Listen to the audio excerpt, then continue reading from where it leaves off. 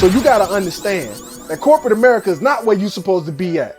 Ain't nothing in the Bible say that you're supposed to be a corporate slave for the rest of your life. In fact, the Bible says that if you slave for another man, bro, you deserve to be slave, because that is the position that you put yourself in. You deserve better. And I need people to understand that they deserve better. Like, I'm literally telling you, like, look, you deserve better. You deserve to be out of that situation, bro. And I have to look myself in the mirror and tell myself that I deserve it, and I understand exactly where you're coming from. This is the life that you wake up to every single day. It's hard to understand that there is something that I can do at this very moment to get out of it. I just cannot figure out what that is.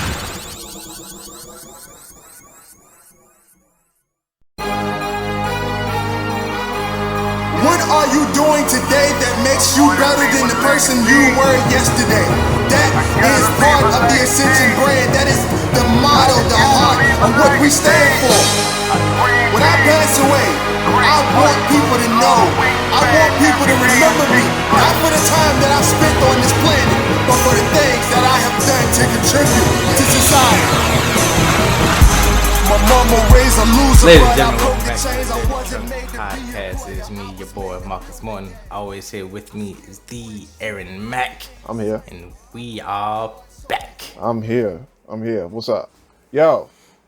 What's up with you, man? How you been, man? How you been? What's up? Man, I've been pretty good. Same old, grinding. Same old. That don't sound good. Same old. I mean, man, we in the trenches, man. We digging right now, trying to find gold, man. All right. I feel you. Not much has happened since last time we talked. Well, no, I can't say that. I've been looking at like a lot of stuff, and a lot of like old cartoons are being like canceled now. What are we referring to? Pepe Le Pew. Pepe Le Pew. They got him. Oh, they got him. Cancel culture came from Pepe. Yeah, and I'm just like, I'm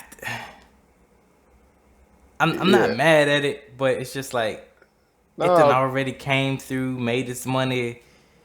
Yeah, I feel that. But you know, man, Pepe, man, he was a bit of a rapist, dog. Like, and I get it, like, cause you know, and Dave Chappelle talked about it already. He did. Dave Chappelle talked about it back in 2009, I think it was. It was like, and they just catching up to and it. they just, yeah, but I mean, cancel culture catching everybody though, man. Yeah. Cancel culture is catching everybody. It'd be like people like, you know, Paula Deen was the first one. Paula Deen was the first one to get canceled. She said some stuff back in 1999, and like folks heard about it, and she like was like, yeah, I did say that, and they was like, nah, we got to get her show canceled. And Paula Deen ended up losing all of her sponsorships, all of her deals, everything because of some stuff that she said back in 1999. Like it's embarrassing how much time and energy people put into things that ain't got nothing to do with them, man. And I get that you're trying to prove a point. Like Pepe Le Pew, like we all know what kind of character Pepe Le Pew was. Like you hated him and you loved him for those reasons as to why he, you know, the character that he was. But it, like Marcus said, it's already made money. What is it going? What good is it going to do for you to go outside of your comfort zone and say, all right, this is what we need to get taken off of TV? What good is it going to do you? For real. Like I honestly just want to know that. That could just be my opinion. I mean, because I just don't. I can't imagine myself like Marcus. You gotta help me out here, man. Can you imagine yourself just sitting in front of the TV and just be like, you just watching some, like say you watching a TV show, and there's a character on there, and it doesn't matter what they say, because people, it's been some weird things that people try to cancel another a situation for. But can you imagine yourself just sitting watching TV and just being like, yo, I'm about to file petitions, I'm about to go to the courthouse just to get this show taken off the air? Can you imagine yourself doing that? No, because it's like, if it does offend me, I'm gonna be like, oh, Yeah, Phew. that might be a little right.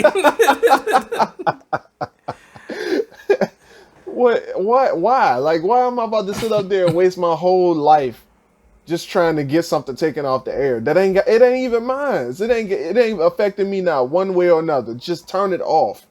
Like, if that's how you feel about it. Like, why are we wasting time with this? Why am I getting people involved in this? Like, what am I doing with my life? You know what? And they're doing that for like, you know, cartoon shows, because there was a there's a kids show that had Paw Patrol.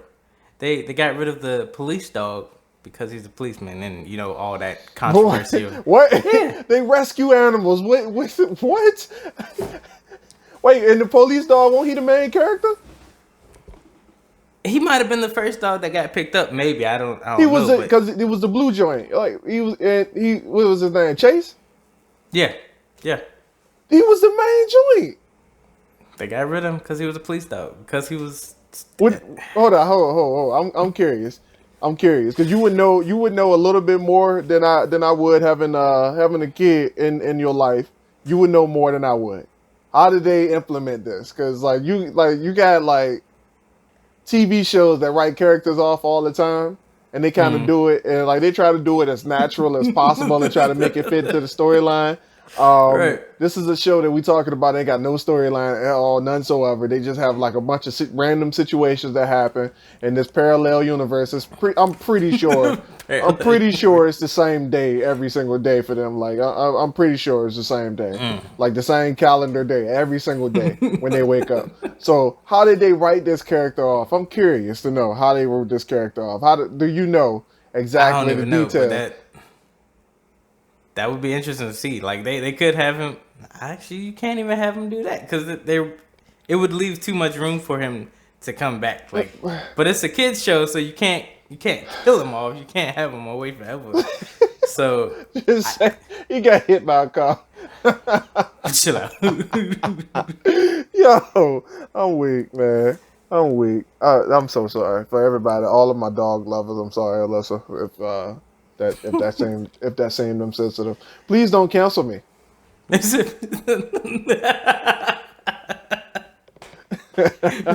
gotta start saying that now. Oh man. All right. So I ain't gonna say I'm uncancelable, but please don't do that, because I got people that depend on me. I'm gonna try to keep my mouth closed and try to be as sensitive to the issues as possible. However, I'm just saying, like, it's just certain things that y'all gonna have to help me understand, man. Cause I'm so lost when it comes to some of the things that people advocate for.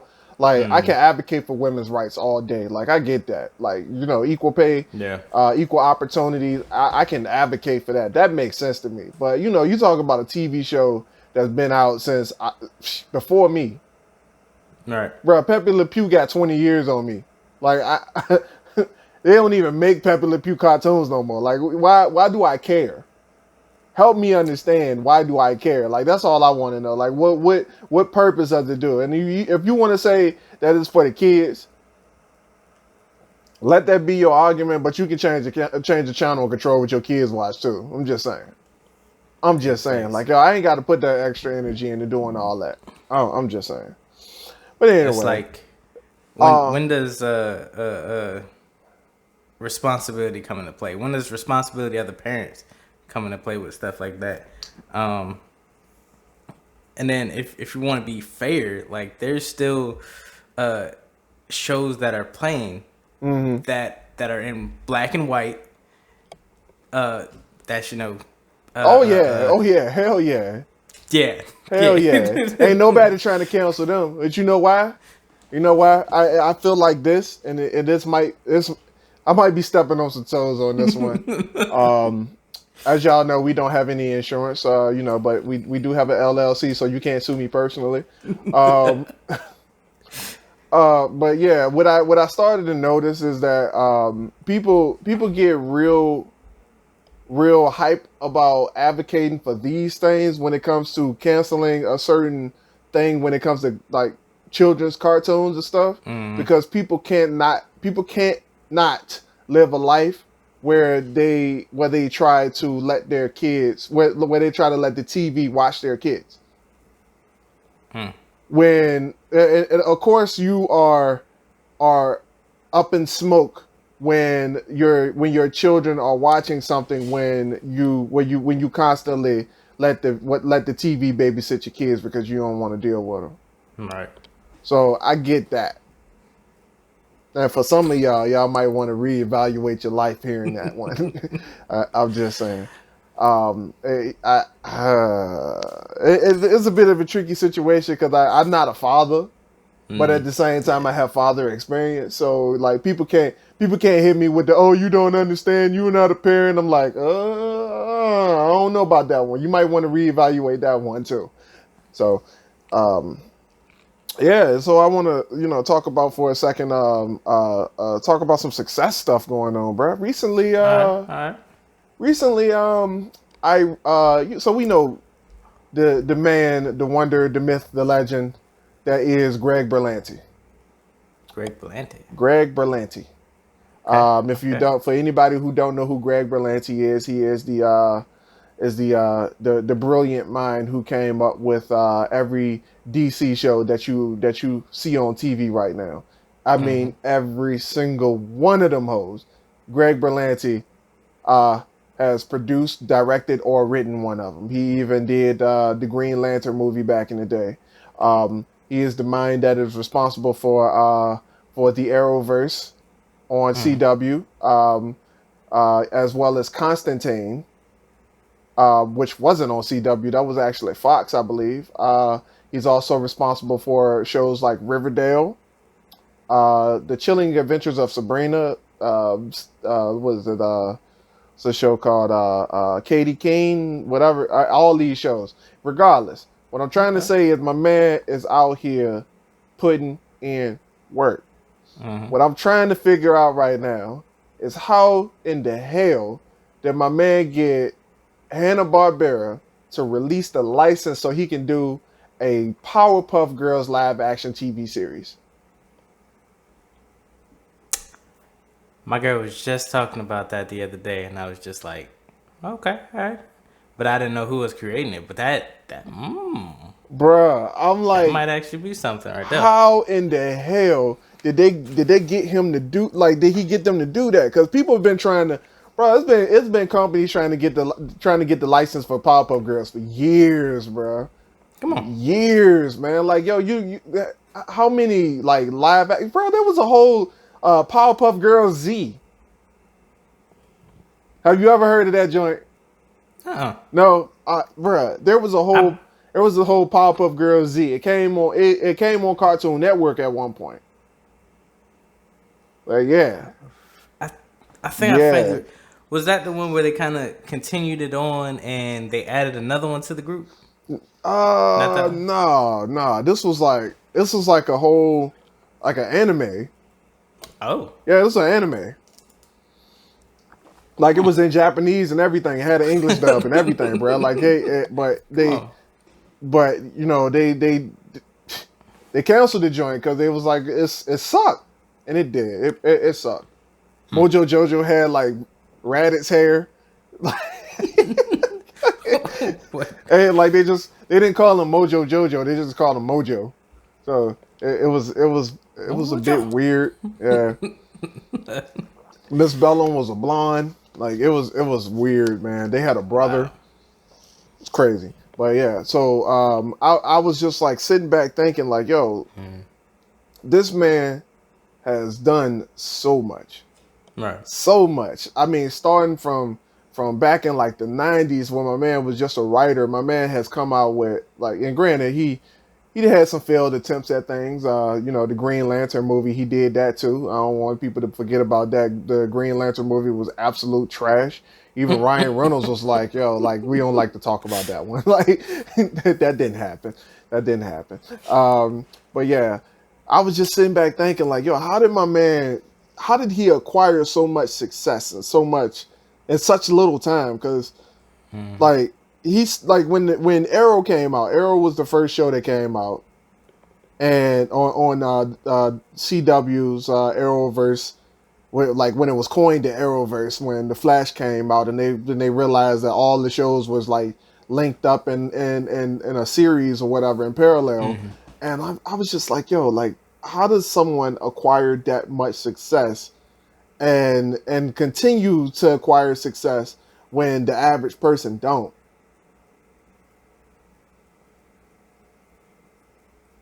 That was I a don't know. real legitimate question that I had. Mm-hmm. Like, yo, like this dude, and he's not like sitting back on the fact that he's successful. He ain't like, all right, let me do this one thing right here, make this one thing happen, and then all of a sudden, yo, Just he ain't doing nothing else. Like he ain't on that. Like, yo, he like this. You talking about like this dude has to have some type of vision, and not mm-hmm. only a vision of what this show is or what this comic book is or whatever the case is. It's like, yo, he had that kind of work. Like you can tell that when you're watching it, he's working up to something. Like Mm-hmm. you're watching it like, yo, what is this guy about to do next? Like that's how I feel when I'm watching this stuff. And like it's just so incredible that a human being just like you and I can be a visionary on that level, but it seems like in the life that we live, we can't be visionaries like that. Like, and not to say that we not, because like with the Essential Universe, I kind of feel like if I had a Greg Berlanti in my life, bro, all the visions that's in my head, all the visions in my head would come to fruition. But it just Right. feels like when you're looking at somebody like that versus somebody that I'm gonna be completely honest, like when we go back to work, like you see like somebody like our coworkers is like, yo, they don't even look like they're the same species, bro. Like it don't look the same. So I wasn't even gonna go there, bro. But I was just like, I literally wanted to hear if you knew about the Powerpuff Girls reboot. But just like that has been playing in the back of my mind all week. Like, why does it feel like we look at the people like the celebrities and they look Mm-hmm. like superhumans to us. Like they look like the characters that Greg Berlanti create in his spare time to us. Like they look like real life metahumans, real life mutants, and real life superheroes and gods to us because of the amount of success that they get, to the point where the average human being don't even feel like they can even do the same thing. How does that even happen, dog? Their will and motivation. We hear it all the time. What's his name? Dang, I forgot his name. Oh, E.T. E.T. said it. If when you get to the point where you want success more than you want to breathe, it'll come natural. When you succeed as bad as you want to breathe, then you will be successful. Success. Mm-hmm. And people like Greg, they see that end goal, and that's all they eat, sleep, and breathe is that end goal. Yeah. And no matter what obstacle comes up in the way, they run right through it. They run over it. They do whatever they need to do to get over that hump so they can get to that vision. They're not really stressing on the problems that come up, the financial issues that'll come up along the way. If they get any hiccups, they don't see it as like this major setback. They're like, all right, what do I do to get over this and continue to get over this, and then just keep on running to that end goal.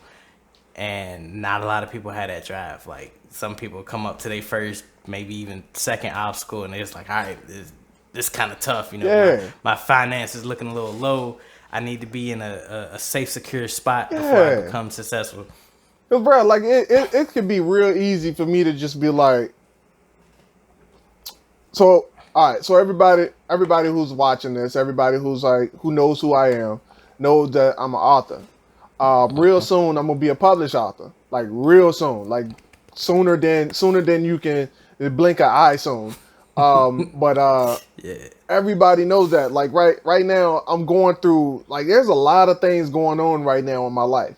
Like I'm moving.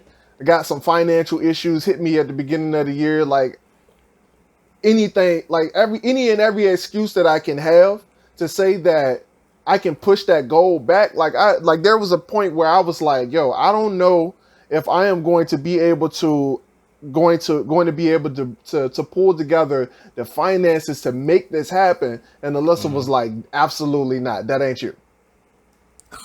Ooh. That is not you. And I was like, all right, yep.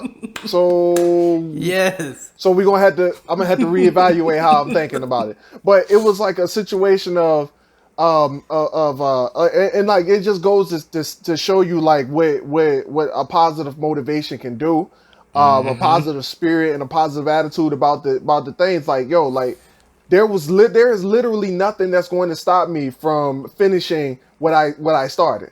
I've been working Right. on this for 10 years, right? What do I look like to be working on this for 10 years? Finally come to a point where I'm like, yo, now it is finally time to get this out there. It is finally time to put this into fruition. It's finally time to put a physical embodiment on this idea that I had just to get to the finish line and just be like, no, I don't feel like it. No, I don't want that. Like, yo, what do I look like coming to the end game and having a financial problem that has absolutely nothing to do with me finishing that goal, and just saying that I am going to let this problem over here stop me from from finishing what I said I was going to do. Oh, I'm hype. How would if that? you ain't hype, I'm How hype. does Fuck you. that? How does that correlate? And how do we? And I'm just like trying to figure out, like, because people always say like, yo, I want to do this, I want to do that, I want to do this, I want to do that. But when things happen in your life, all of a sudden you clock out. You clock out. You like, yo, I'm a and praise to you, man. Praise to you, man. Because you absolutely might not feel like doing it. But here's the thing. You don't feel like going to work every day. But you do. You will still have these same problems, these same situations going on in your life, these same financial struggles, these same relationship struggles, these same mindset struggles, and you still go to work. I don't get it.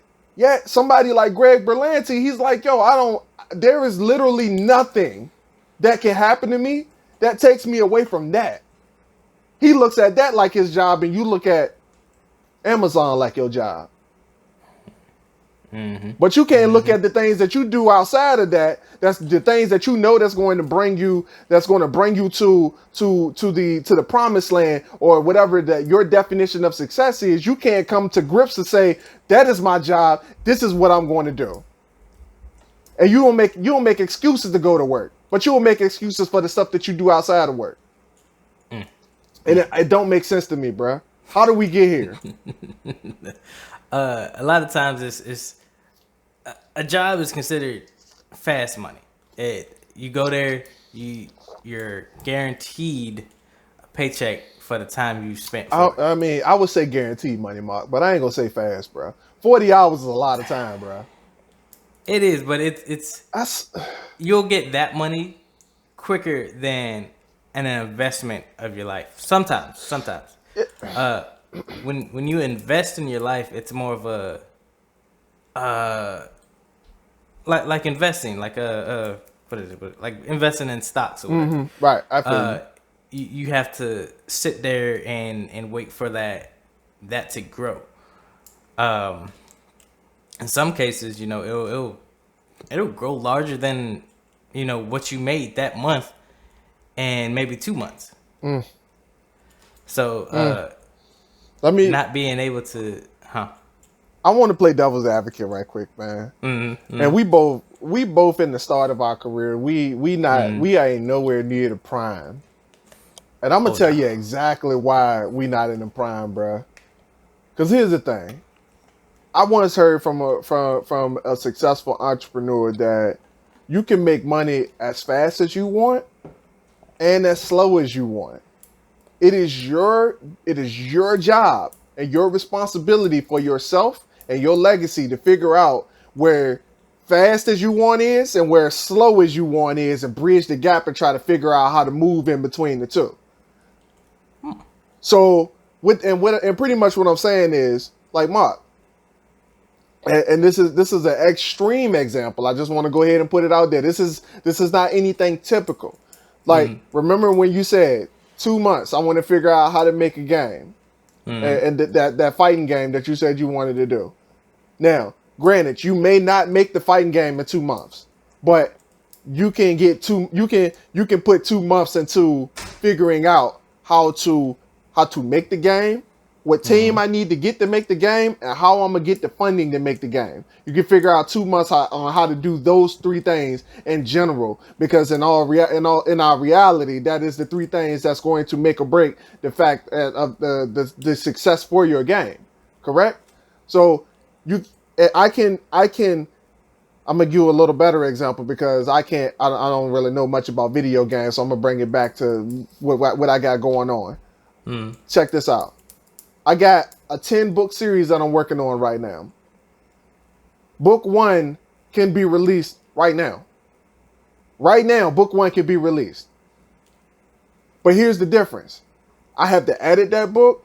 I have to buy ISBNs for that book. That's $500, and I got to market that book. Right now, I can do all three of those things, but there's literally something that's stopping me from doing those three things that is creating a hindrance. But those hindrances are not definite roadblocks. They're not concrete. They made of sand. I can run through them at any time that I want to, and it's up to me to figure out how to break those walls down. But the problem is that some people, they see those walls and they look at the barriers as concrete.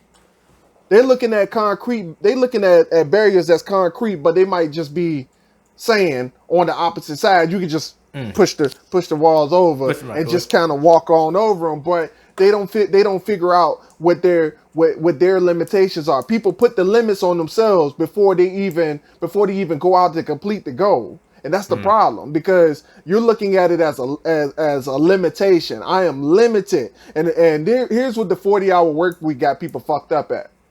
Here's what, and excuse my French when I say that, but the 40-hour work people got people fucked up because they feel like that I am only allowed to make this much money in this bit of time. If I spend this much time to make this much money, then that is the amount of money that I'm able to make. So therefore, I gotta base my goals around the paychecks that I'm making in this 40-hour work week, as if I can't make money outside the job.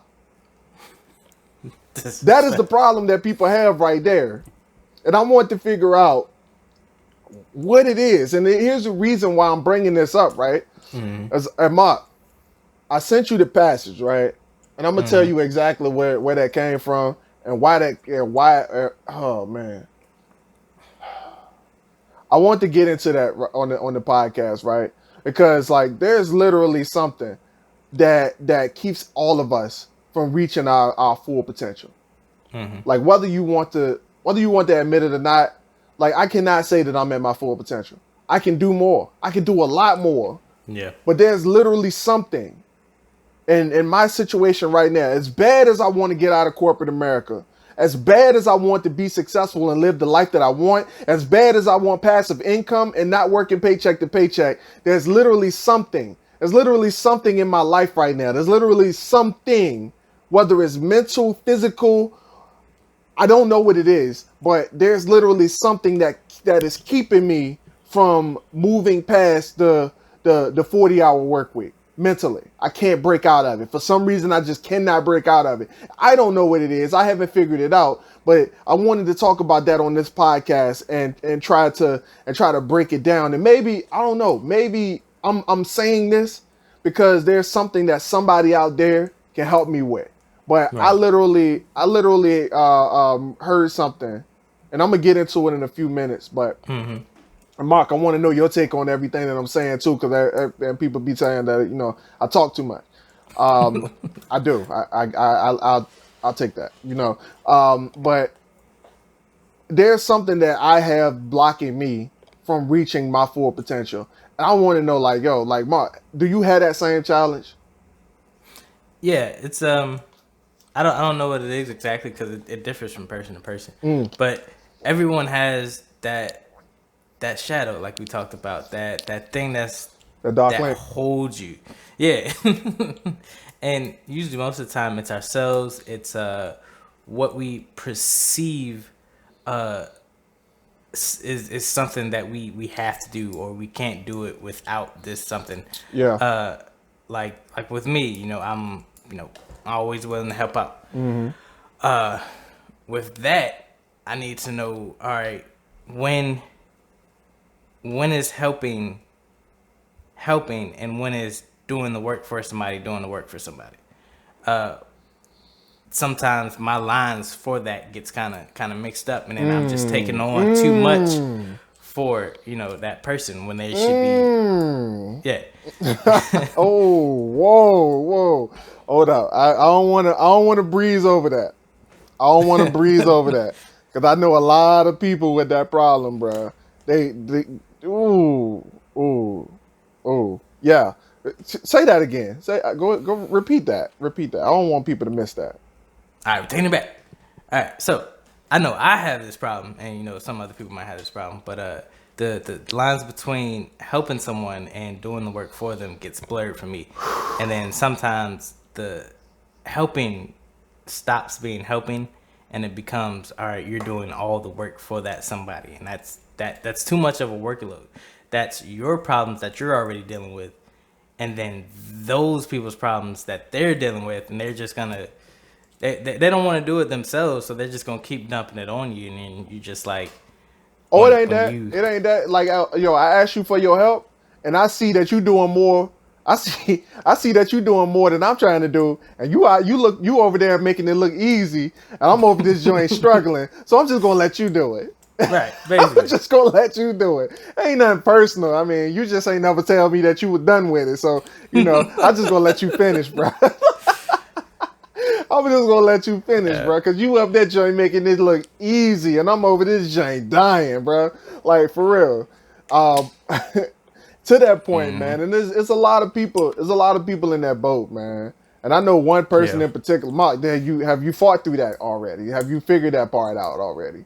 Is what I'm asking. Like, I'm gonna ask you that, because I know if you say yes, bro, I got somebody that I know that you can talk to, and you can help them through that, because they just be on some oh, I gotta do everything for everybody. I gotta be a team. I don't have to be the team player. Like, I have to do everybody's work and pick up the slack when this person slack off, and when the team gets called out for something, I'm the one responsible for it, and ain't nobody else got to be responsible for it, bro. Like, no, absolutely not.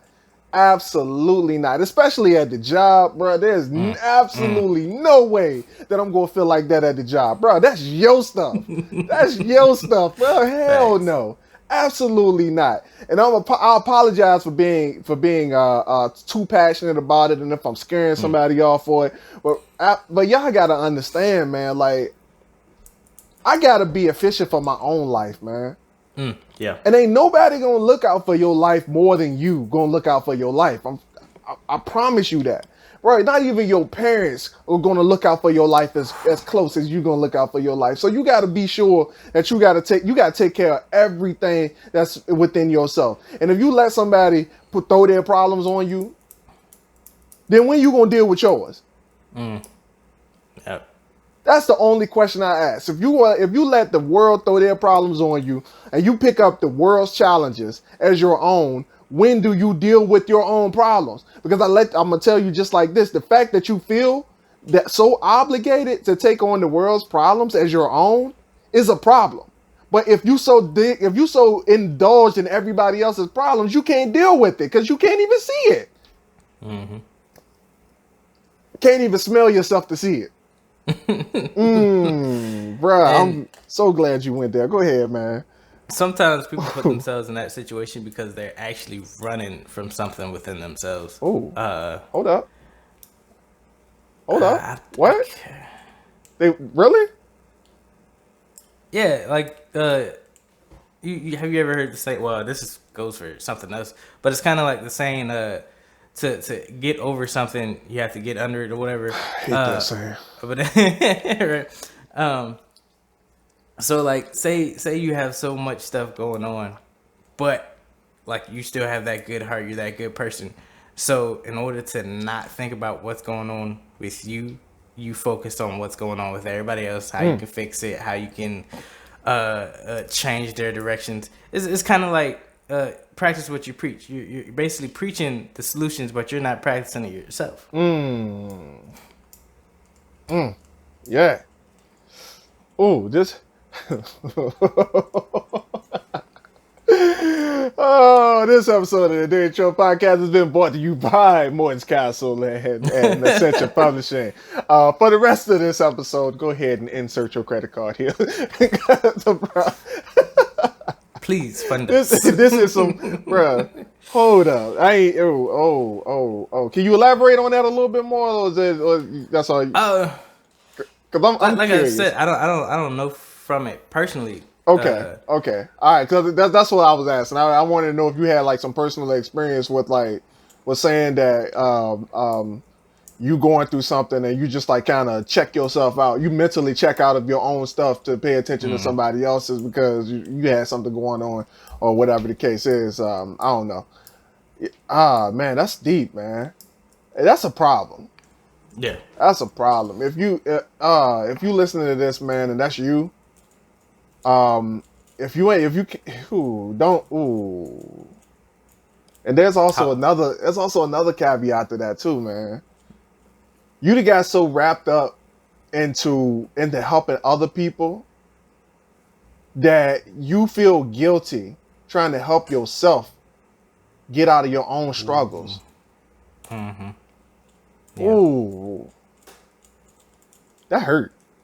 That hurt a little bit. I feel for y'all, man. Cause look, I had that issue once, man. Mm-hmm. I've been there. But the thing is, like, yo, I came to a point where I had to put my star player first. Right. I had to put my star player first. Like, yo, I had to be like, yo, this person is literally not. This person says that they're the person that's going to have my back the most. But I realized that they didn't have my back. So once you realize that the person that's supposed to have your back the most in life don't have your back, who has your back? If that person pretending to have your back and you ain't got your own back to understand that, look, I got to stand up for something. I got to stand up for something. Bro, if you can't stand up for yourself, then the world is just going to take you down. And if you can't stand up for yourself, then somebody else is going to stand up for you. And they ain't going to necessarily face the same direction that you're trying to face. Offset size. Offset size. So about this what do you call it? The message? Let's get into it, bro. Let's get into it, man. Look, I read this, bro, and Alyssa sent it to me. She said that it was her somebody that she knew from college, somebody that I think she was like a classmate with or something, and when she was back in CSU, and she said that she posted something like a few years ago, and Alyssa just like kind of shared it. So every single year it kind of comes up on her memories. And she said every single year that it comes up on her memories in Facebook, she shares it. So I don't think nothing of it because Alyssa she shares a lot of positivity. If anybody doesn't follow Alyssa on Facebook, she don't post nothing but like vacation stuff, food and inspirational stuff all the time. So she's like definitely like the only person that like the only kind of person that I target on Facebook because I like everybody know I like my timeline clean. So, don't post nothing about no twerking and no boob cleavage pics or nothing like that because I don't want to see that shit. I'm just probably going to unfollow you. But, when she said that, like, told me about it, I just kind of shuffled it off. And, like, she said a lot of stuff. So, I don't know how important that's supposed to be. But for some reason, she felt the need to share this one in particular with me, like, point blank. And like when I read it, bro, have you read it? Yeah. Have you read the entire thing?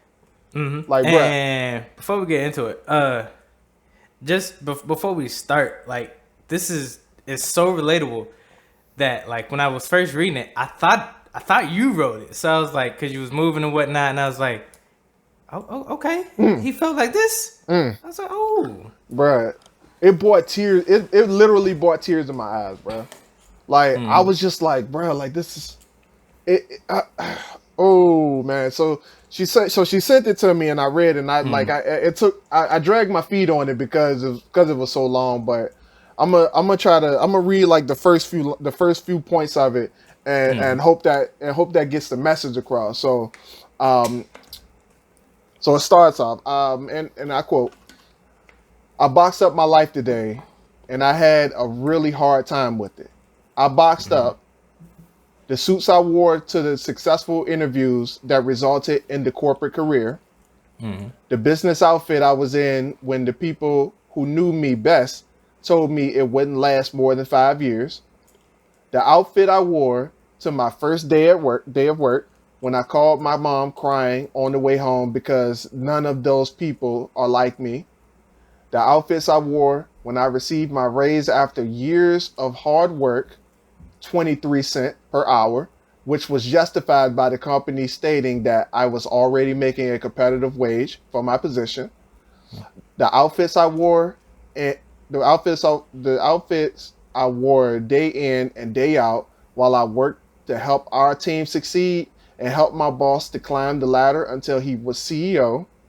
The outfits I wore every day as I watched him become a slave to the company he was now running, watched his hours with his wife and children dwindle away to nothing, and watched my own upbringing happening to his kids. Deep.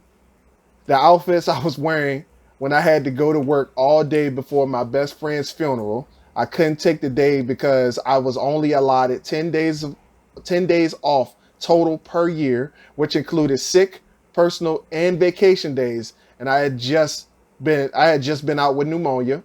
The outfits I was wearing when I looked out of the window by my desk at the mountains and lakes and realized that I hadn't climbed one mountain, swam at all, or snowboarded once since taking my job.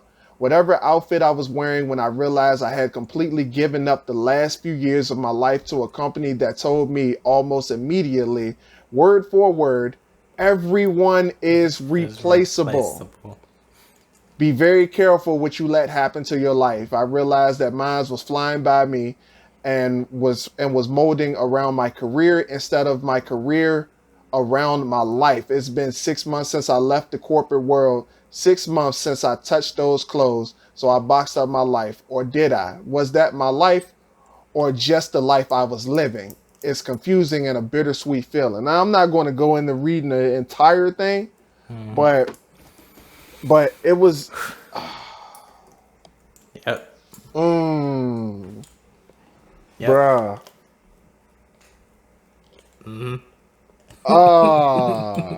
Mop, help me out here, man. Like, it's too many feels in that, man. It's too many feels, bruh. But to answer that question that she had at the end, she was living, yes, but it was more of survival. She wasn't really enjoying her. It is her. You said her friend. Her. Yeah. Oh, okay. She wasn't enjoying herself with the life that she had in corporate America. Not to say that there isn't a fun life in corporate America or nothing like that, but it's not practical. And in her situation, she didn't let that define her. A lot of people do. A lot of people see corporate America as the only way to live, the only way to make a dollar to provide for their family and whatnot. But she got out of that, and anyone can get out of that. Everyone can see that, hey, this isn't working for me. I don't like this. I don't like being a slave to a company that treats me like a number, a prisoner. And basically, a prisoner. So she got out of it, and anyone can do that. Anyone can pump the brakes, break the chains, and do something with their life. Yeah, man. Oh man, it kind of hit me because like everybody know, like within the last year or so at the job, bro, I I just got this promotion. And most people look at this promotion as if it's like the end all be all. Like they look at this as if it's like a really high step on the ladder. But I don't think people really realize all the time that that you even though you're a little bit higher on the ladder, you're still a prisoner. Yeah. It don't change your prisoner status, bro. Like we all sentenced to 40 hours a week at this place. So whether you're sentenced in this position or you're sentenced in that position, you're still sentenced. It's still a sentence. Like the prisoners in jail ain't tripping over the other prisoners in jail being in jail. Like, oh, well, he get to be on the inside of the bars, I get to be on the outside of the bars. Bro, we still both behind bars. Right? Neither one of us got no freedom. We ain't got no liberties. We ain't got no rights, bro. Like, all of us are all prisoners in this reality. So don't they use some of the prisoners for like the cafeteria staff? Yeah. So I mean, granted, there's still, and I'm not being like 100% literal with that, because obviously, like the people who ain't gotta be in the cell, they obviously a little more cheerful than the ones that's in the cell. But regardless, my man still can't go home and see his kids. He gotta be at that prison. He still gotta be at the prison, bruh. Like regardless, like so, and it really hit me right. I had a situation, bruh, where I was talking to. I was put in a position where, because we have like different shifts at work, and the people who run the shift at the beginning of the week, they and the people that run the shift at the end of the week, they kind of alternate weeks on Wednesdays. So we'll run on the front half of the week will run on 1 week on even weeks, and the second half of the week will run on odd weeks or whatever, and vice versa. Bi-weekly we switch up on who run the shift on Wednesdays. So when they run the shift, bruh, when Batcave run the shift, bruh, they treat me like I'm just a nobody. Come on. I mean, an absolute nobody. And I don't know if they do it on purpose or if they using the skill, but bruh, I can't complain about it. Because once again, I'm still a prisoner. Whether I'm looking at somebody with the other vest on, I'm looking at somebody with this color vest on, I'm still a prisoner. Just like you, I'm still a prisoner. However, my managers, they got more rights than I got, right? They got a little more liberties, and they got a little more rights. So it's easy for me to say that when I come in this building, I want to do what they're doing because they have an easy job. But regardless, we all still prisoners, bruh. I had an issue. I had a real serious problem with the process that we were doing. And I'm like, there's literally no way that we are putting people through this. Like, I'm doing the job with them. And I'm like, this is horrible. This is trash. So I go to my man and I'm like, why are we making people do this? This is inhumane. This is insensitive. Like, bro, we got women here, and I'm not trying to say that women are weaker, but this was like some grimy stuff. Like, we were lifting, like, Mark. And I'm trying not to add too much context to it, bro. But can you imagine, like, taking a full pallet of cat litter from the pallet, putting it in a cage just so you can go back and stow it? Bro, we talking 1,500 pounds, bro. What? 1,500 pounds. And I'm like, you got people doing this right now? Like, what is this? And my manager looks at me. He says, that's just part of the job. Either they do it or they don't. Okay. Now, he was looking at me as I was saying this because I was doing the job, right? Mark, I promise you, my dude is younger than me, dog. My dude is younger than me, bro. Like, for real, we go through this on a daily basis, and you think that you want to be in his position so you can tell me what you can tell you in the moment that you in, looking at him telling you that you got to do your job. You looking at him thinking that if you were in his position, if the roles were reversed, then everything would just be better. No, it wouldn't, Because regardless of how high you climb that food chain, it's not your food chain, bruh. You switch places with him, and the next man is going to tell you the same thing. Bruh, people do not understand, fam. Like, and it's been a situation, like, for the last 8 years of my life, I've been trying to figure out how to get out of this struggle, this same rut, this boat that I've been floating in the middle of the desert.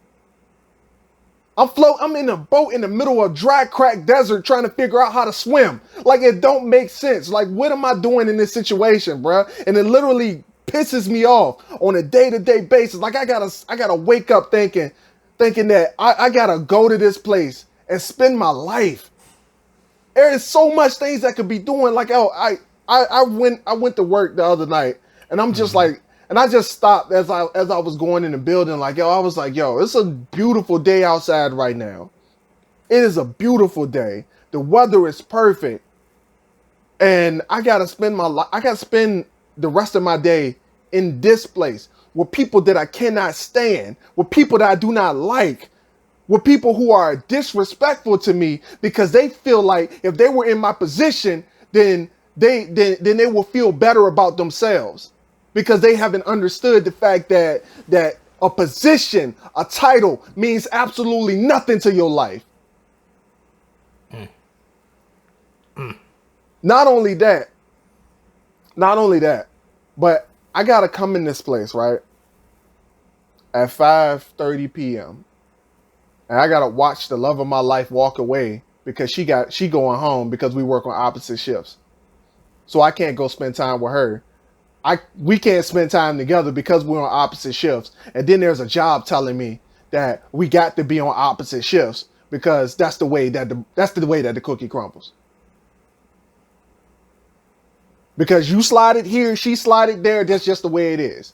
We ain't got no slots on day shift, so peace be to grace, bro. Piece of chicken grease, deuces.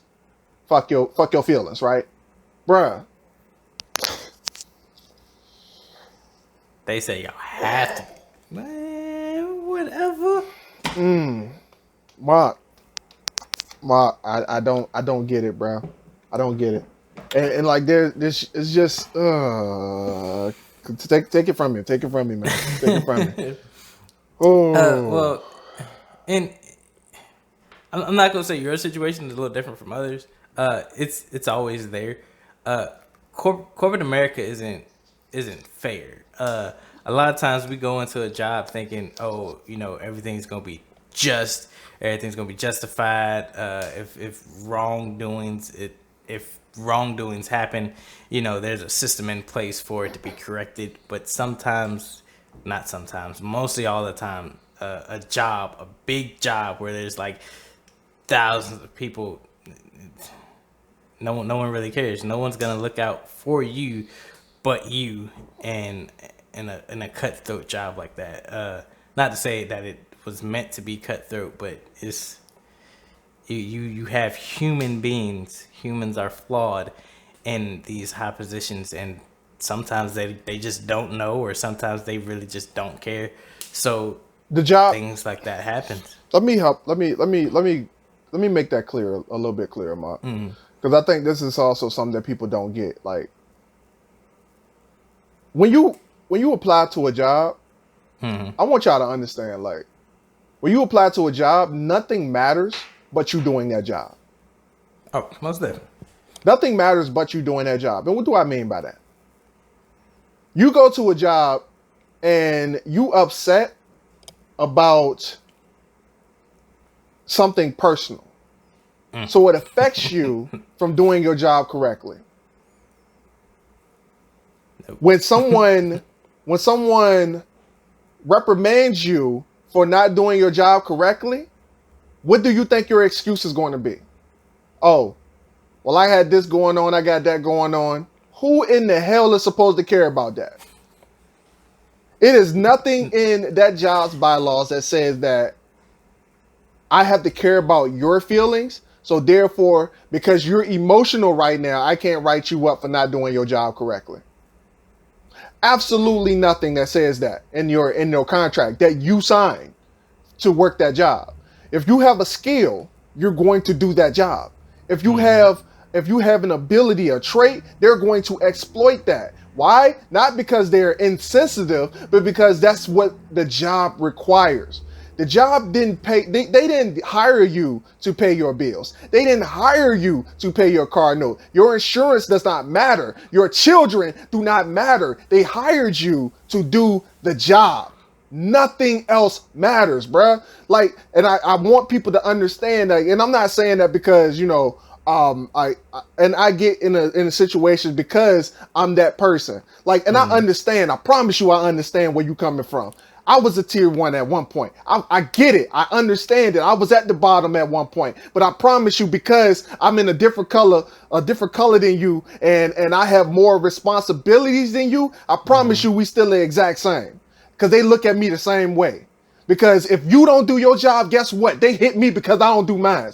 Bruh, it doesn't matter what spot you at on the ladder. It does not matter. Your title is not important. Only thing that matters is that you came in and you did your job. They don't care about nothing else. They do not care. And it's not because they heartless.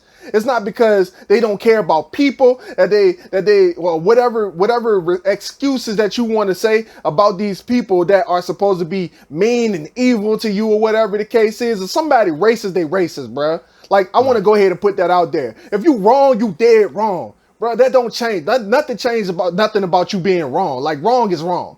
Like, if you racist, you racist. If you out here abusing your power to try to get in girls' pants, bro, you wrong, bro. You deserve to go to hell, bro. Like, straight up. You deserve everything that's coming to you. Go to hell with gasoline draws on. You deserve that. But for the most part, most people, they'll come out and say out of their mouth that this person did this to me because XYZ, bro. No, they did that to you because that's their job to do so. So you got to understand that corporate America is not where you're supposed to be at. Ain't nothing in the Bible say that you're supposed to be a corporate slave for the rest of your life.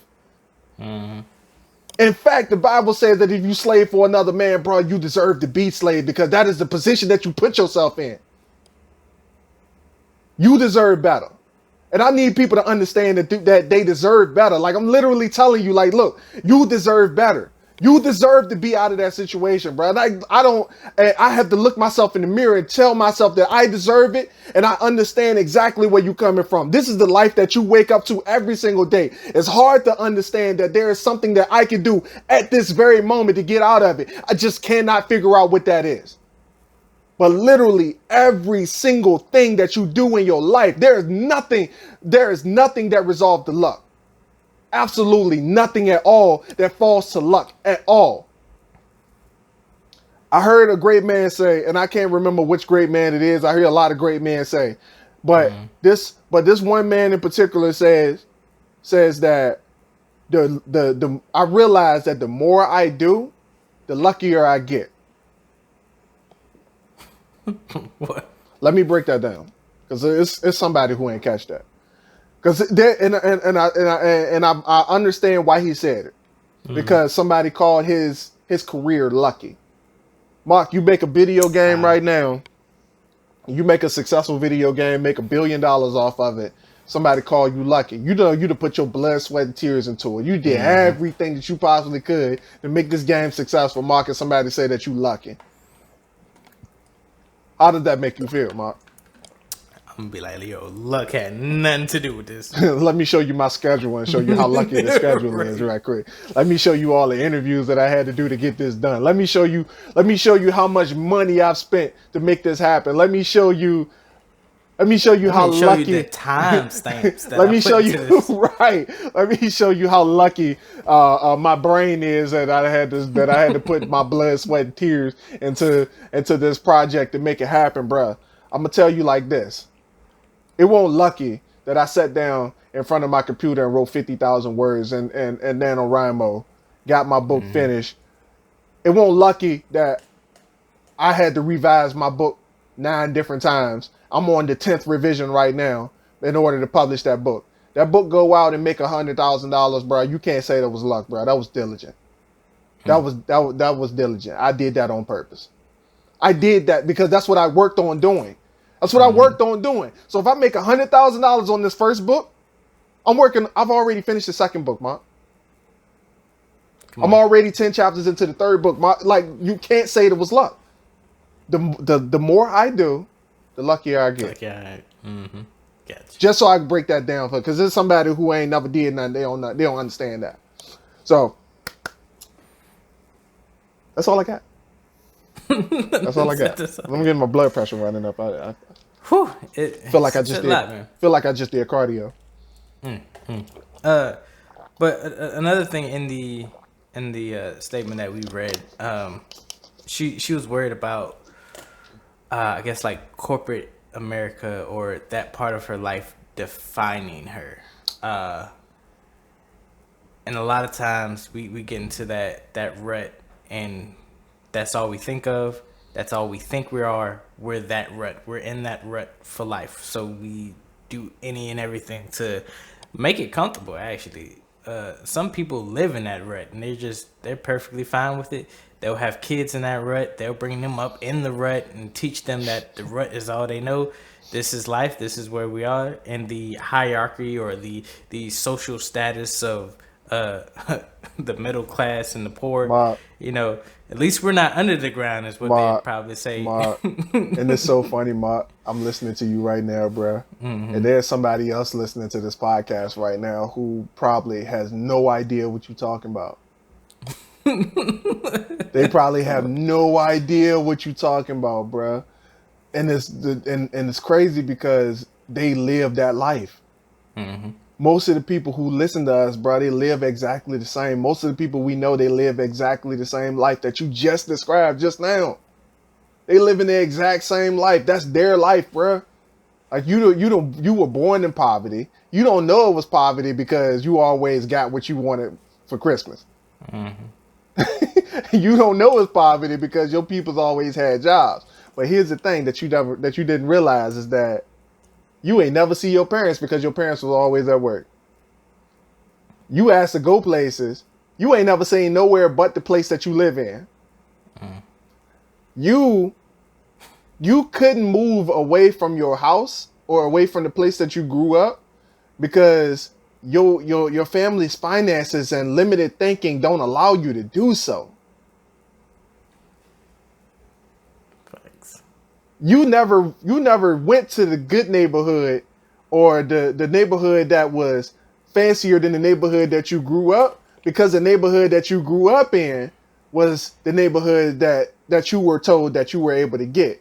Your bar was set by your parents, and you ain't never looked past that bar because, well, y'all won't like the people on the streets. You won't like your cousin's house that had all the roaches. You were always taught that you were privileged. And though you might be privileged, you very well just might be privileged because you ain't had to sleep on a sleeping bag on the street. But the fact that you grew up thinking that you were privileged in that manner robbed you of your ability to move past that.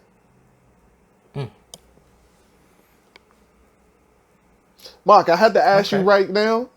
Okay. If you keep throwing points at me, Mark, I had to ask you, how long do you want this episode to go? Because it can go as long as you want it to. We've been going for a little over an hour now. I can shoot for an hour 30. I can talk for another 2.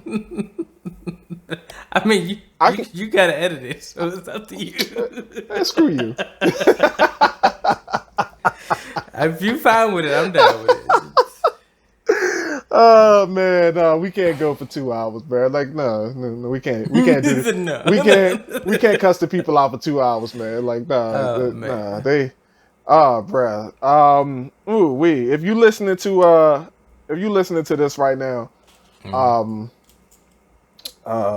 not even gonna go back into the topic, bro. If you listening to this right now, man, go check us. Be sure to check us out on YouTube. Check us out on YouTube, man, at the Dirty Trump Podcast. Check us out at all our social media platforms. Those links will be in the description below, as well as the newly formed ajmcmullen.com that will be featuring my brand new book that will be released in a date to be determined. As of right now, we don't have a definite date yet, but it's coming soon, man. It's definitely coming soon. We just got we got the rights for the book. We got the rights now, so we're able to do that. And for real, like something happened this morning that I didn't even think that was going to happen, but it did. So I guess it's a small win, but I got a contract for the next 10 books to be for the covers for the next 10 books to be done. You got a contract for it? I got a contract for the next 10 book covers to be done. The next 9 book covers in this series that I'm writing right now.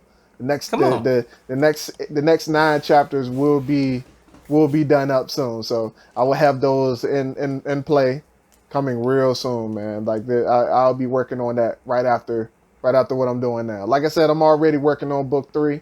Book 2, we had to go in the process of working on that. Michelle's book, I need to work on that soon. So we probably start working on that shortly after we move. But we got 3 days after this, man. By the time y'all listen to this podcast right here, we will be moving into our house right now. While you're listening to this, we're moving into our house right now. So it's an amazing thing, man. Make sure y'all yeah. We don't really have a way for the people to support us. I didn't feel the need to work on those type of things, but it's been brought to my attention that we need to have some kind of support funnel for the podcast because we got to have ways for people to donate. And I never really thought about that, but apparently that's a thing that needs to happen. So it's coming soon. There will be a donation bucket. Like, what you got on my 40. Leave your tips. Tips. You'll have a tip jar, virtual tip jar, man. I appreciate all the love and support that we're getting from y'all, man. Marcus, you got anything to add? Just stick with us, everybody. We do this for y'all, but also for ourselves. Oh yeah. Amazing things are coming from the Ascension Media Group, from Morton Castle. Thank you for being with us. Thank you for listening to us. We do a lot of rants. I wouldn't even call them rants, bro. We got on this joint preaching. For the most part, we got on here preaching, bro. Like Marcus said, man. We do these for y'all, but for the most part, because we don't know what y'all go through, the people who listen to this, people not necessarily having the conversation of how to grow. And because Marcus and I are having the conversation on how to grow, it's helping us. But we would love to know how this is helping you and what we can talk about that helps you as well. So I don't want to necessarily be the one benefiting the most from the Dirty Trump podcast because I can't say one way or another if I'm the one that benefits the most from the message that we speak on in these episodes. But it might be one of you guys who might actually listen to the episodes more than we do. I had multiple people say they listen to episodes on repeat, man. Like, it's crazy. Come on. Yeah, man, it's insane, man. Like but for real, like I would love to know things like that so we can talk about more things like that, so we can get more people involved in the conversations, and we can all talk about growth because, as we all know, that once you get off of your own planet and you join other people in the universe, then that's when we all come together and we grow together, man. Star player mentality. Hey. Well, ladies and gentlemen, this has been the Dirty Trunk Podcast, where the elephant is always welcome. It is me, your boy, Marcus Morton. I always say with me is D. Aaron Mack. We are signing out. Peace. Love y'all. See y'all next week.